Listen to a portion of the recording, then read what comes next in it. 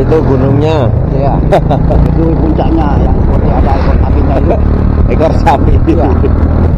Ini desa terakhir. Ini desa terakhir. Desanya terakhir. Ya di sini. Ya. Ini jalannya kecil. Iya. Saya turun dulu ya.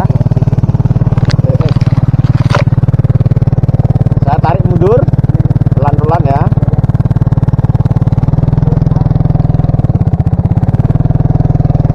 Bisa? Sampai bawa sepeda ya? Iya, sepeda. Hampir 9 jam Pak perjalanan dari Jawa Tengah, Tawangmangu. Ini pos 1. Pos 1 Pondok Motor. Oh, ini udah nyampe pos 1. Ini jadi nyampe pos 2 ini, Pondok Ojek. Dengan Bapak siapa? Ini Saya, Bapak Habibi. Bapak Habibi. Artinya saya Jumarto. Juwarto, iya. Gitu. Ini jadi saya ngojeknya sama Bapak Habibi. Ya. Ini sampai di pos 2 ini. Pondok Ojek. Pondok Ojek ini 100.000 jadi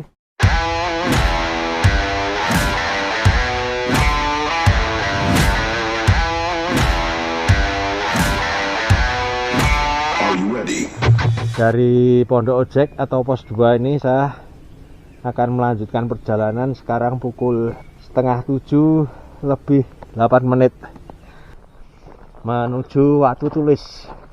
Ini jalurnya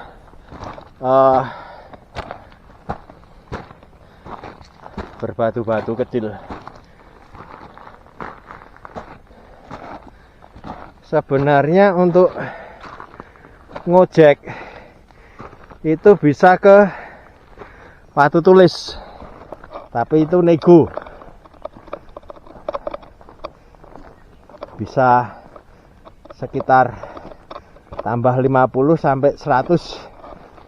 Sedangkan kalau dari rumahnya Mas Wawan atau lebih dikenal sebutannya Mas Cadas, itu ngojek sampai Pondok Ojek itu 100.000.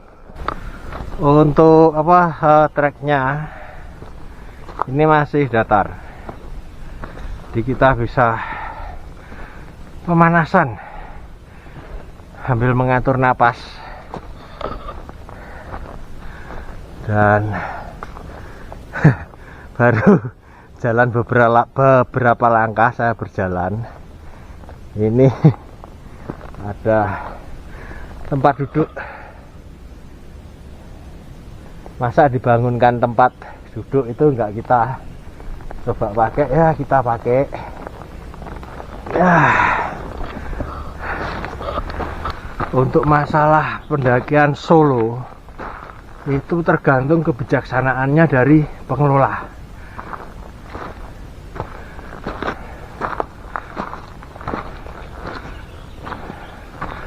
Kalau saya diberikan izin, karena sebelumnya saya ngobrol dengan Mas Wawan bahwa ya saya menceritakan tentang pengalaman saya di Pakuwojo, Merbabu, sama Lawu. Jadi saya diberikan izin untuk melakukan solo hiking.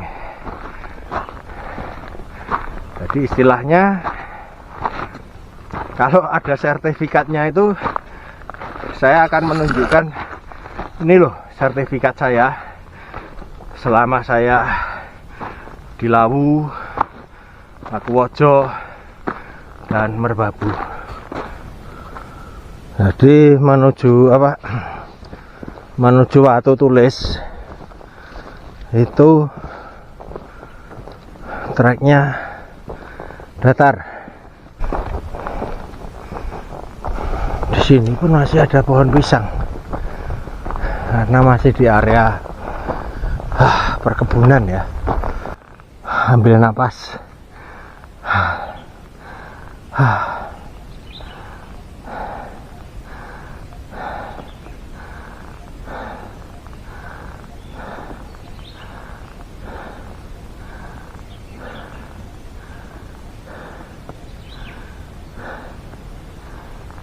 Oke, saya itu harus ke sana lagi nih, nanjak lagi.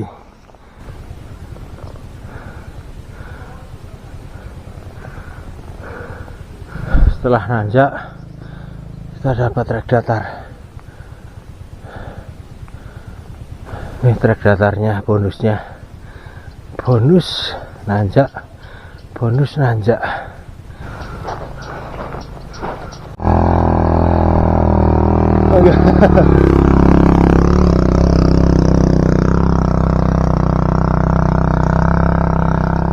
Tuh, dimanfaatkan penduduk. Kok nggak naik motor? Motornya ditinggal atau jalan? Oh, petunjuknya jelas toh. Raung kanan, suket ke kiri. Tapi nih, ambilnya ini turun.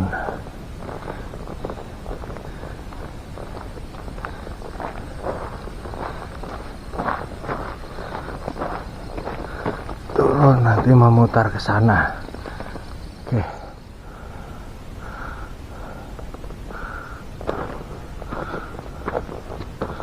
Wah, diameternya nih.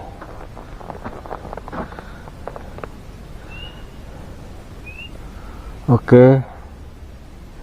Itu medan yang akan saya hadapi.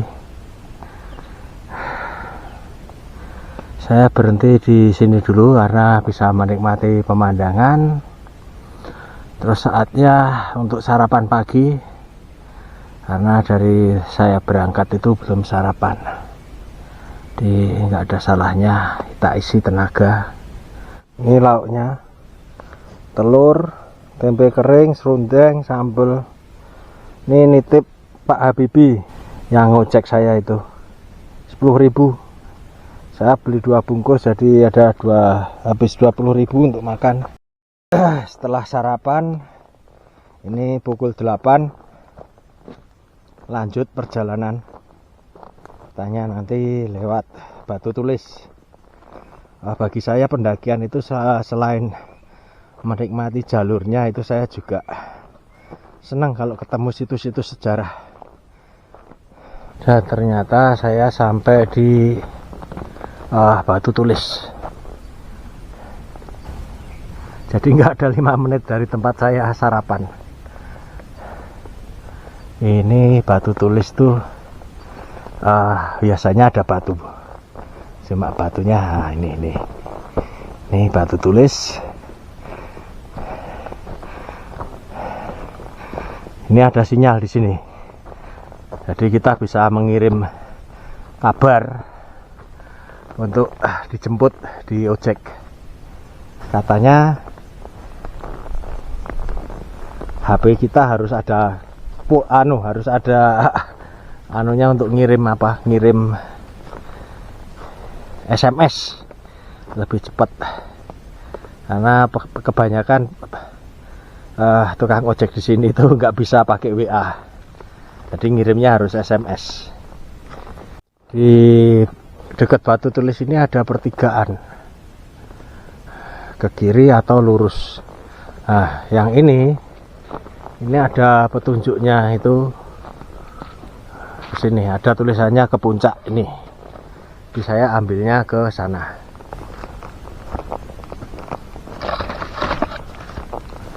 Ini Batu Tulisnya itu ini. Mungkin saya juga nggak paham sejarahnya. Ini Batu Tulis. Semoga sejarah cerita-cerita tentang jalur ini nggak punah. Ini treknya datar. Oke, setelah melewati Batu Tulis, sebentar kita tengok wujudnya Batu Tulis itu seperti itu.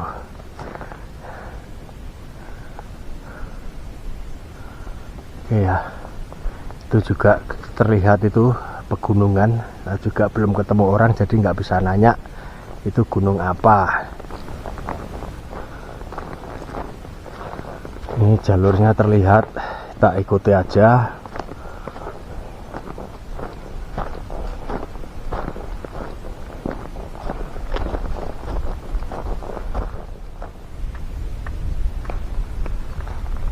Suara monyet di depan saya. Monyetnya lagi bercanda atau bertengkar, entahlah. Tuh di depan saya tuh sepanjang jalan itu kopi semua. Kopi. Kopi, kopi, kopi.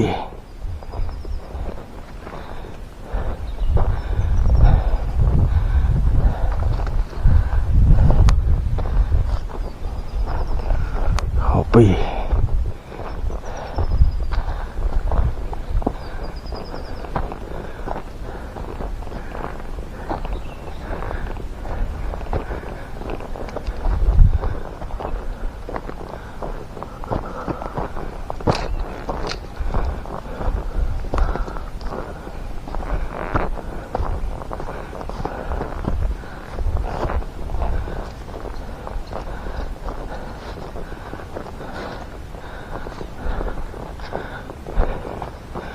Tuh kayang tumbang dimakan usia, atau kalau tidak terserang itu apa, ngengat apa, blank, mikir kayak gitu aja blank. Rayap nih, pohon-pohon tumbang itu kan dimakan rayap, akhirnya terus disingkirkan dengan gergaji senso. Terus tempat kosongnya itu ditanami tanaman kopi. Jadi masyarakat setempat itu bisa menikmati hasil dari hutan. Mantap untuk pengelolaan hutan.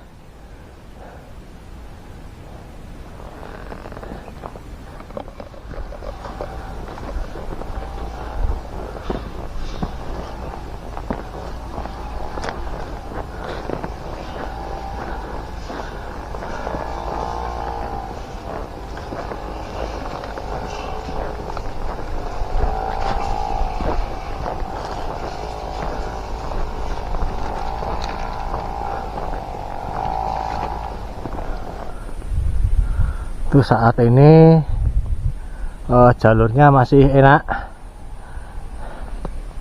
belum bertemu dengan tanjakan ekstrim.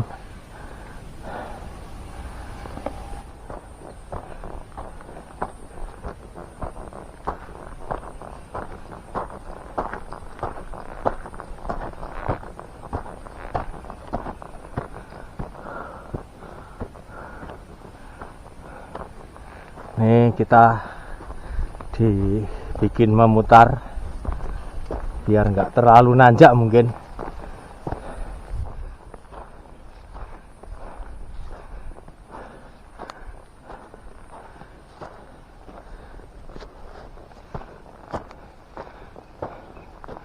Nyantai, perjalanannya bikin santai, dinikmati. Capek ya istirahat.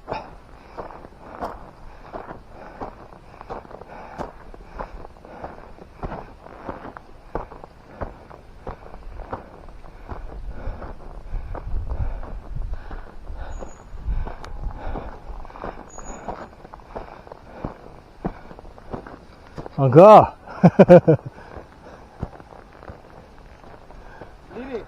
Nggih. Ayo. Nggih, siap, Mas.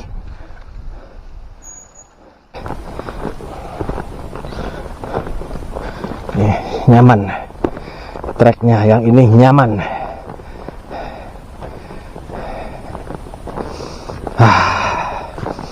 Tarik napas sedalam mungkin. Itu Pondok Sumur. Itu konon katanya itu di situ ada sumur yang sangat dalam. Jadi tempat itu dipakai untuk bertapa orang-orang sakti pada zaman dahulu. Setelah Pondok Sumur itu ada yang namanya Pondok Demit. Pondok Demit itu konon katanya itu merupakan pasar setan, pasar bubrah dari Gunung Raung. Sama seperti Gunung Lawu, Pondok Demit itu pernah ada yang mendengar ada transaksi jual beli seperti pasar. Terus kemudian pondok mayit, itu dinamakan pondok mayit karena dulu waktu zaman perjuangan itu pernah ada orang Belanda yang digantung oleh para pejuang. Ya seperti itu. Bagi saya cerita-cerita itu seperti itu ya untuk apa ya, untuk hiburan aja sih. Kita jangan terlalu memasukkan ke dalam hati, terus kemudian sama orang cerita itu dikembangkan untuk tujuan komersil, mencari penonton, tapi mereka nggak mikir efeknya itu. Mereka menakut-nakuti orang. Jadi untuk masuk ke hutan, naik gunung itu kalau udah didoktrinasi pikiran seperti itu ya akibatnya orang jadi penakut. Kalau saya yakin selama kita di gunung itu berbuat baik, nggak buang sampah sembarangan, ya alam itu akan menerima kita dan penghuninya pun akan seneng gitu loh, nggak akan usil iseng. Nih jalurnya masih kelihatan. Di trek datarnya ya lumayan panjang. Kalau dari tadi Batu Tulis itu masih enak. Nih rintangan alamnya ini. Oke. Wah. Ini ketemu dua jalur dan tanpa petunjuk. Jadi kita lihat aja, mengira-ngira mana yang sering dilalui. Dari tanahnya itu kelihatan ini. Tanahnya itu kelihatan. Kenapa saya lebih suka perjalanan pagi dan siang? Itu kan karena kita bisa melihat. Kalau bertemu dengan persimpangan, kalau nggak ada petunjuknya itu kita bisa tahu. Dan saya yakin semua orang pun bisa melihat jalurnya itu mana yang harus kita lalui, itu pasti tahu. Kalau sore atau malam itu udah kita akan nyasar. Itulah asiknya kalau kita ketemu jalur seperti itu, kita lihat sebentar, kita analisa, habis itu kita jalan. Kalau benar itu ada apa ya, rasa kepuasan. Ternyata insting kita itu untuk menebak itu masih tajam.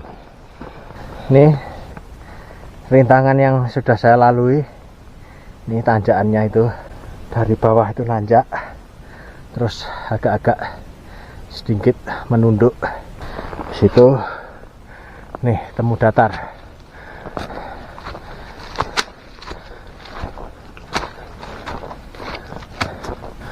Oke lah, saya mau duduk dulu. Oke, setelah melewati rintangan kayu itu kita akan menyusuri pinggiran. Nih pinggiran. Pinggirannya itu penuh tanaman. Apa ini? Lupa. Saya sebenarnya tahu ini tanaman apa, saya lupa namanya apa ya. Sambil mengingat-ingat. Ini banyak ini di Lawu. Seperti ini. Udah saya catat loh ini nama tanamannya ini. Bisa lupa. Kalau kita berjalan di jalurnya ini rimpet-rimpet, perih, matanya kena keringat.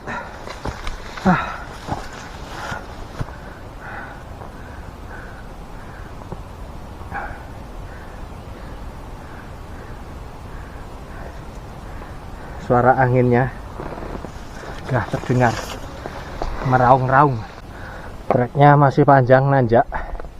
Udah mulai 5 langkah diprok, 5 langkah diprok ini saya.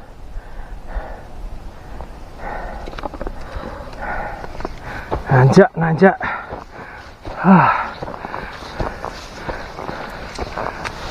Cari tempat yang sejuk, teduh. untuk diprok. Diprok sik. Kakek aneh.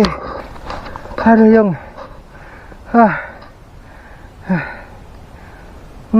Oke, setelah itu kita akan dibawa medan masuk seperti ini. Setelah disiksa, itu kita dimanjakan dengan keteduhan. Selain teduh, treknya juga datar. Ini pukul 10. Treknya memang panjang. Ini lumayan ini. Sambil ambil napas, kita jalan pelan-pelan aja. Nah ini bawa turun lagi. Habis itu hajar naik. Dan lagi-lagi bertemu dengan medan seperti ini. Nyerimpet medan, nyerimpet sikil. Walaupun teduh, udaranya agak-agak sedikit panas, tidak sejuk seperti yang tadi.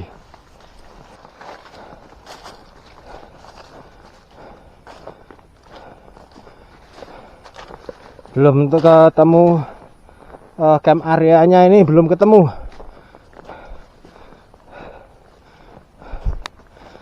Sejak meninggalkan Batu Tulis itu belum ada petunjuk nama-nama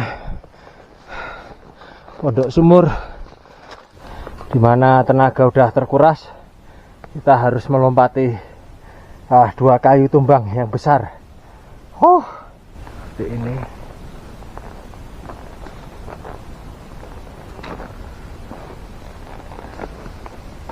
Kayu dari kayu ke kayu. Oke,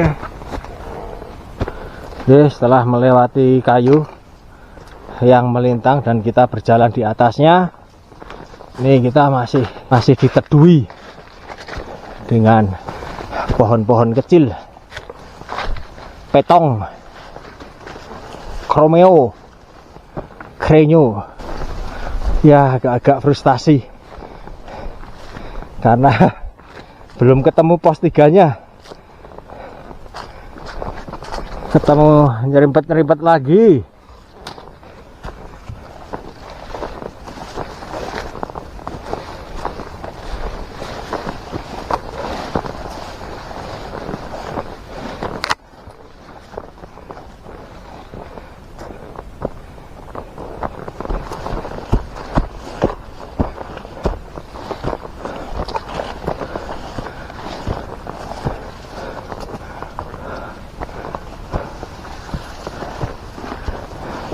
Kalau saya sih bawa nasi bungkus, dan ini masih jam apa ini, 10:30.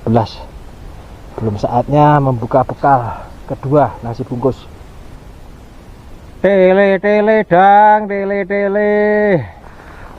Terima kasih sebelumnya saya ucapkan buat Mas Cadas karena diberikan kesempatan untuk melakukan solo hiking, mencoba trek Gunung Raung via Sumber Waringin. Dan kepercayaan yang diberikan akan saya bayar dengan pulang ke base camp dalam keadaan selamat. Atur nuwun Mas untuk kesempatannya,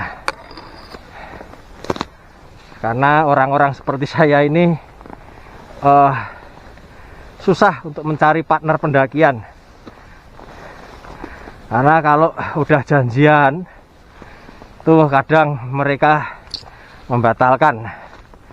Jadi kenapa saya lebih suka melakukan pendakian solo. Dan untuk pengalaman pendakian solo itu sudah tak terhitung lagi. Jadi ya terima kasih saya diberikan kesempatan. Oke, ini namanya semak belukar ini, kalau orang Lawu nyebutnya kintelan.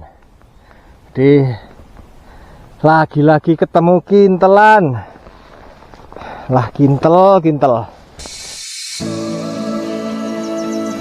Puncak masih jauh. Camp area belum nampak.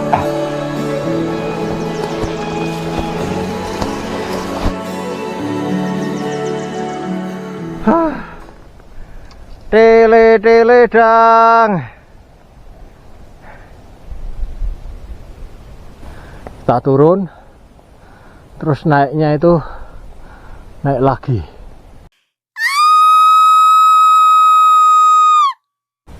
Gile bener, treknya panjang. Hah.